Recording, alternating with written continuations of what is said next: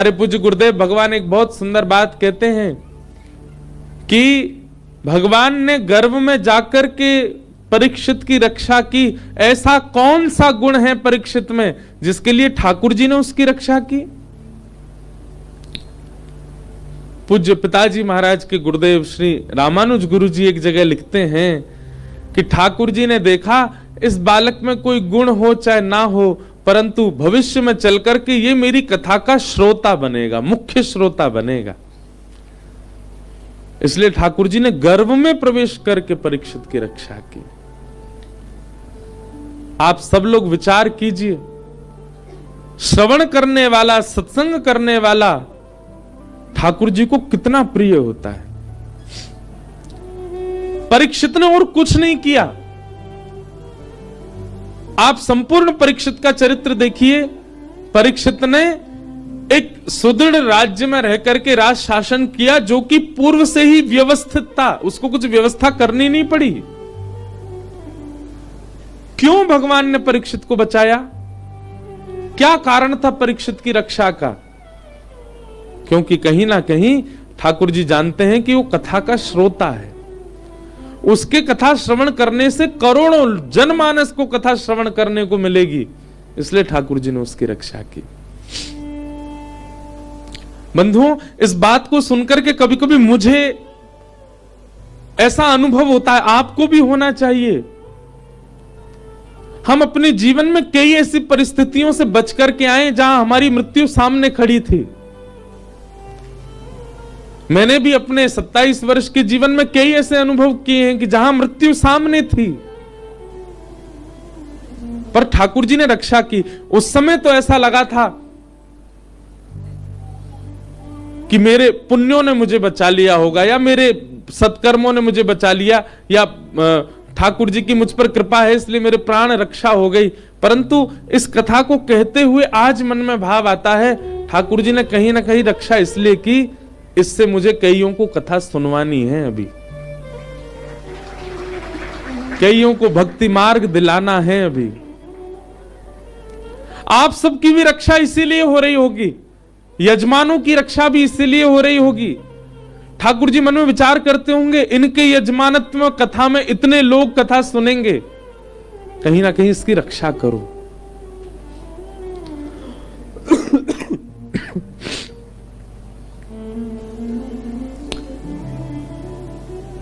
जब भक्ति का प्रचार, भक्ति का प्रवाह आपका उद्देश्य बन जाता है तो ठाकुर जी भी आपके रक्षक बन जाते हैं।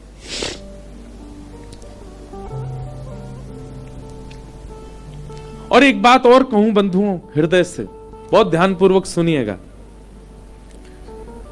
भगवान ने हमारी रक्षा की, ठाकुर जी रक्षा करते हैं, इसको आप किस रूप में लेते हो?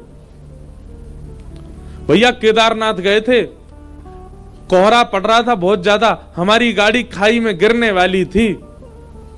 अचानक से ड्राइवर ने ब्रेक लगा दिया, बोले पता नहीं आगे रास्ता दिख नहीं रहा। रात भर खड़े रहे। जैसे ही सुबह हुई, कोहरा थोड़ा सा छटा तो हमने क्या देखा, हम तो खाई में ही खड़े थे, जरा भी नेक आगे बढ़ जाते तो गिर जाते। महादेव ने बड़ी रक्षा की हमारी। ये रक्षा नहीं है। ठाकुर जी आपकी रक्षा करते हैं, इसका मतलब ये ना समझें कि इस प्रकार की घटनाओं से रक्षा, वह भी रक्षा है, परंतु विशेष रूप से ठाकुर जी की रक्षा किसे कहेंगे आप?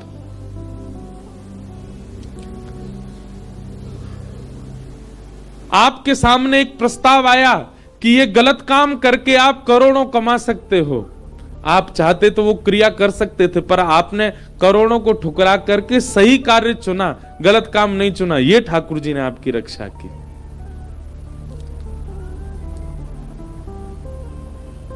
आपके सामने गलत मार्ग आ गए, जिन मार्ग पर जाकर के आप बहुत कुछ हासिल कर सकते थे अपने जीवन में, धन संपत्ति वैभव ऐश्वर्य, पर आपने सतमार्ग को चुना, गलत मार्ग को नहीं। सतमार्ग में रूखी रोटी खाना हमको प्रिय है, गलत मार्ग पर जाकर के 56 भोग नहीं खाना है।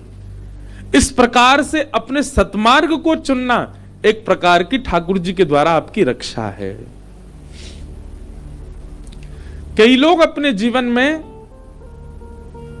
दूषित मार्ग अपना लेते हैं, उसके बाद बहुत संपत्ति, बहुत धन, बहुत ऐश्वर्य उनके जीवन में आ जाता है, परंतु वे अंदर ही अंदर जानते हैं कि हम इस स्थिति में कैसे आए, गलत मार्ग चुन करके आए। एक प्रकार से यही मानो कि ठाकुर जी ने उनकी रक्षा नहीं की, पर व्यक्ति एक गलत मार्ग ना चुन करके सदमार्ग चुनता है। भले ही एक छोटे से घर में रहता है, 100 गज के मकान में रहता है, केवल एक समय की रोटी खा पाता है, परंतु उसको इस बात का गर्व है कि मैंने गलत मार्ग नहीं चुना। असली रक्षक उसी के थे ठाकुर जी। स्वामी विवेकानंद विदेश में कहीं प्रवचन कर रहे थे और उनके प्रवचन को सुनकर के ना जाने कितने लोगों का जीवन परिवर्तित हो गया, परंतु एक अत्यंत सुंदरी कन्या उनके रूप पर प्रभावित हो गई और उसने आकर के स्वामी विवेकानंद जी से कहा, आप मुझसे विवाह कर लीजिए। स्वामी विवेकानंद जी बोले, उसके पीछे कारण, आप जैसे पुत्र को जन्म देना चाहती हूं मैं। स्वामी विवेकानंद ने 3 परिक्रमा करी उस कन्या की और चरणों प्रणाम करके बोले, क्षमा करें, मैं अपने जैसा पुत्र दे पाऊंगा इसकी गारंटी मेरे पास नहीं है। आपकी 3 परिक्रमा करके आपके चरणों में प्रणाम करके मैं वचन देता हूं, मैं ही आज से आपका पुत्र हूं। मेरे जैसा पुत्र चाहिए ना, मैं ही पुत्र हूं आपका, आप मुझे ही पुत्र मान लो।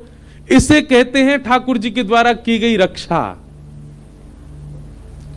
आपके मन की, आपके भाव की, आपके इंद्रियों की, आपके विचारधारा की जब दूषित मार्ग से रक्षा होती है, उसको वास्तविक रक्षा मानिए ठाकुर जी की।